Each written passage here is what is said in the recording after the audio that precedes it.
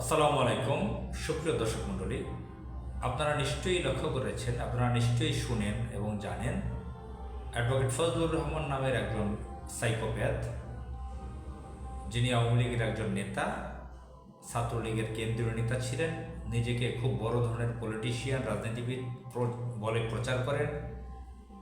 তিনি গত কয়েক বছর আগে থেকে আওয়ামী লীগের চান্স না পেয়ে, যেহেতু তার এলাকায় advocate Abdul Hamid comedian, joker, বিড়িখোর যাই বলেন, সে স্পিকার ছিল, তাকে রাষ্ট্রপতি চেয়ারে বসানো হয়েছিল, আওয়ামী লীগের প্রেসিডিয়াম সদস্য, তাকে বারবার নমিনেশন দিত। সেখানে চান্স না পেয়ে অ্যাডভোকেট ফজলুর রহমান বিএনপিতে যোগদান করেন। তো বিএনপিতে তিনি বিএনপি চেয়ারপারসনের উপদেষ্টা হন। সম্প্রতি ভাইরাল ঘটনা, অ্যাডভোকেট ফজলুর রহমান টেলিভিশন মিডিয়াগুলোতে ইলেকট্রনিক্স মিডিয়াগুলোতে, বিভিন্ন ইউটিউব চ্যানেলে, বিভিন্ন জায়গায় যেখানেই চান্স পাচ্ছেন সেখানে নানান ধরনের বাজে কথা বলছেন। তো বাজে কথার মধ্যে সে ইসলামিস্টদেরকে ঘায়েল করতেছে, ছাত্র শিবিরকে নিয়ে বাজে মন্তব্য, ইসলামী রাজনৈতিক দল সংগঠন নিয়ে বাজে মন্তব্য, এবং সে আওয়ামী লীগের ডিফেন্স করতেছে।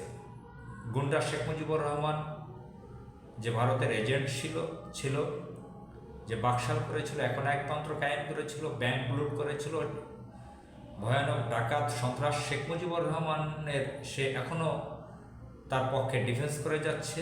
তাকে জাতির পিতা বলতেছে, তাকে স্বাধীনতার ঘোষক বলতেছে। শহীদ প্রেসিডেন্ট জিয়াউর রহমানকে সে স্বাধীনতার ঘোষক বলতেছে না, অথচ সে বিএনপি চেয়ারপারসনের উপদেষ্টা। এবং নির্বাচন নিয়ে তিনি নানান ধরনের কথা বলছেন। সে ইউনূস সরকারকে হুমকি দিচ্ছেন। ইন্টারিম সরকারের প্রধান ইউনূস, প্রফেসর ডক্টর মোহাম্মদ ইউনূস, বর্তমান ইন্টারিম সরকারের তিনি চিফ এক্সিকিউটিভ, তিনি হচ্ছেন চিফ অ্যাডভাইজার।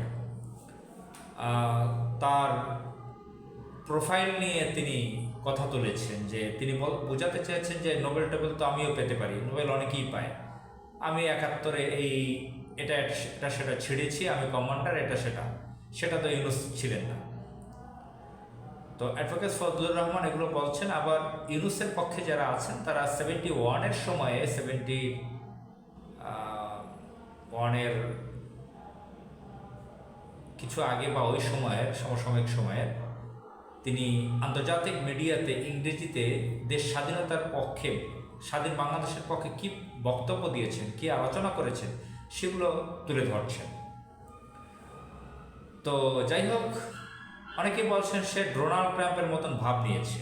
ডোনাল্ড ট্রাম্প যেরকম আমেরিকাতে খুবই পাগলাটে স্বভাবে করেছেন, রিপাবলিকান পার্টির এই ডোনাল্ড ট্রাম্প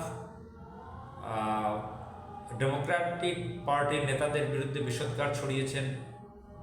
ডেমোক্রেটিক পার্টি থেকে নির্বাচিত মিস্টার জো বাইডেনকে নিয়ে নানান তির্যক মন্তব্য করেছেন,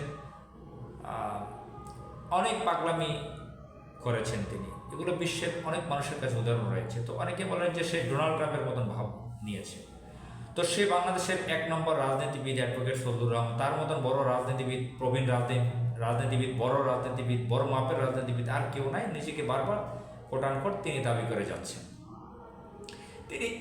তিনি ইউনূস সরকারকে হুমকি দিচ্ছেন, ইউনূস সরকারকে নিয়ে বাজে মন্তব্য করছেন। তিনি ছাত্র নেতাদের, সমন্বয়কদেরকে নিয়ে বাজে মন্তব্য করে যাচ্ছেন। ছাত্র শিবির ইসলামী শক্তির বিরুদ্ধে তো আছেই, জামাত ইসলামের বিরুদ্ধে তো আছেই। তো তিনি অত্যন্ত পাগলাটে স্বভাবের হয়ে গেছেন। তাকে, তার পরিবারের সদস্যদের উচিত, যতটুকু জানি তার 3 জন ছেলে মেয়ে, তার সাথে আমার সরাসরি কথা হয়েছিল, তার বাসায় একবার গিয়েছিলাম গত বছর। তার মেয়ের প্রতি তার খুব ভালোবাসা, আমেরিকাতে থাকে। তার পরিবারের সদস্যদের প্রতি তার ভালোবাসা, সবাই হাই এডুকেটেড। তিনি নিজেও সুপ্রিম কোর্টের সিনিয়র একজন আইনজীবী দাবি করেন। তার বাসায় বড় লাইব্রেরি দেখেছি, অনেক বই আছে। তো বোঝা যাচ্ছে তিনি একজন পণ্ডিত টাইপের, বা আইনজীবী হিসেবে তার অনেক বই পড়তে হয়। কিন্তু তিনি মিডিয়াতে, বিভিন্ন মিডিয়াগুলো পেয়ে তিনি যেভাবে পাগলাটে স্বভাবের কথা বলছেন, সেটা অত্যন্ত বিপজ্জনক। তার পরিবারের সদস্যদের উচিত তাকে সাইকিয়াট্রিস্ট দেখানো, যারা মনোবিজ্ঞান নিয়ে কাজ করেন, যারা কাউন্সেলিং করতে পারেন, তাদেরকে দেখানো উচিত তার, অথবা মেন্টাল পেশেন্ট হিসেবে মেন্টাল ডক্টর দেখানো উচিত। এটা আগারগাঁয়ে শ্যামলীতে শেরবাংলা নগরে রয়েছে জাতীয় হৃদরোগ ইনস্টিটিউটের কাছে জাতীয় মানসিক হসপিটাল, পাবনার হেমায়তপুরে আছে, এবং বেসরকারি হসপিটালগুলোতে এই ধরনের চিকিৎসা আছে।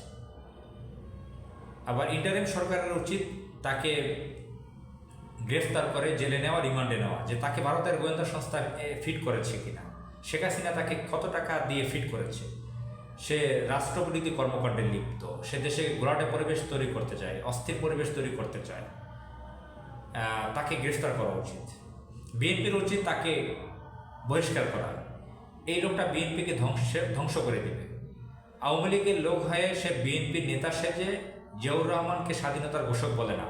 জিয়াউর রহমান স্বাধীনতার ঘোষক, এটা তো শুধু বিএনপির লোক না, এটা জামাতের লোকও বলে। আমরাও জানি, জামাতের বাইরের লোকরাও জানে কিভাবে দুরবস্থায় তিনি স্বাধীনতার ঘোষণা দিয়েছিলেন।